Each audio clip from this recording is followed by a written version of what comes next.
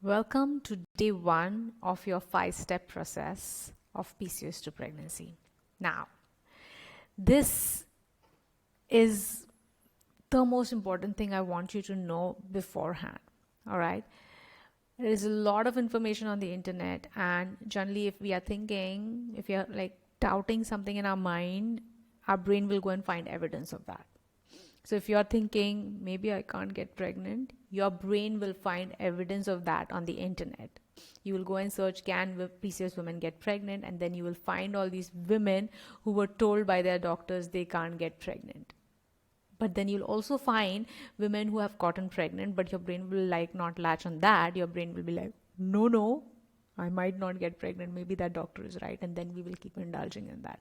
So the first thing I want you to know is that from a physician who has studied medicine for 10 years and then practiced 15 years, and I've seen lots of PCOS women and I've treated them, and they've made lots of babies, and many of them got pregnant naturally, including myself.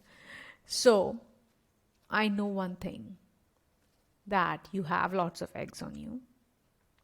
Lots of eggs, and they are just waiting to be fertilized.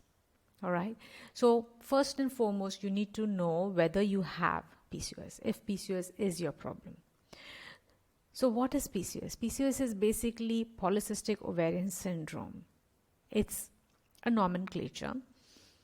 Before it was called PCOD, polycystic ovarian disease, because they found there were some women, maybe 50-60 years, when there was not much food available in the world, there were some women who were still obese. They were overweight and they didn't have their periods properly, and when they died and the doctors did autopsy, they found that their ovaries were very thick and bulky. So that's why the name of that disease started as polycystic ovarian disease. But as time evolved, when ultrasound came, we started finding these ovaries were big and swollen with a lot of cysts. But now we have enough evidence that we don't need ultrasound. There is something else happening without ultrasound also. Without ovaries becoming thick, there is something happening in patient's woman's body which can be labeled as polycystic ovaries. So there is irregular periods because you are not making an egg every month because of your hormonal imbalance. There is excess androgen or excess testosterone derivatives, because of which you have hair on your face, acne, or you have hair in unusual places, or female pattern hair loss. Unusual places means on the face, chin, upper lip, thick hair, or in front of chest, around the nipples, in front of the belly button, around the anus, thick hair. Okay, so you should not be having hair like that, but if you have that, maybe you are having polycystic ovaries.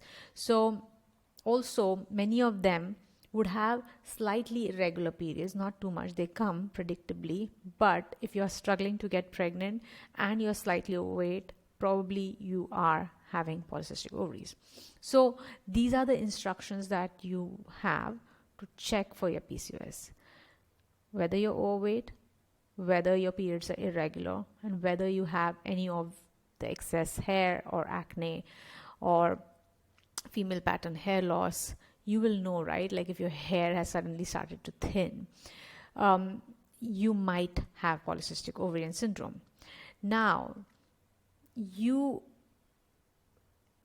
5-step process that I have devised for you, because it's specific to anyone, not just of course PCOS women will benefit from it, but I want you to try it even if you don't have PCOS, even if your husband probably is having a fertility problem, even if your tubes are blocked, whatever is your fertility cause, I still want you to give the 5-step process a shot, because understand, the babies are made with a belief.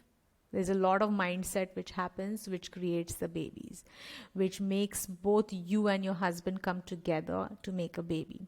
So miracles really can happen, because the only thing we need is a sperm and an egg to meet at the right time.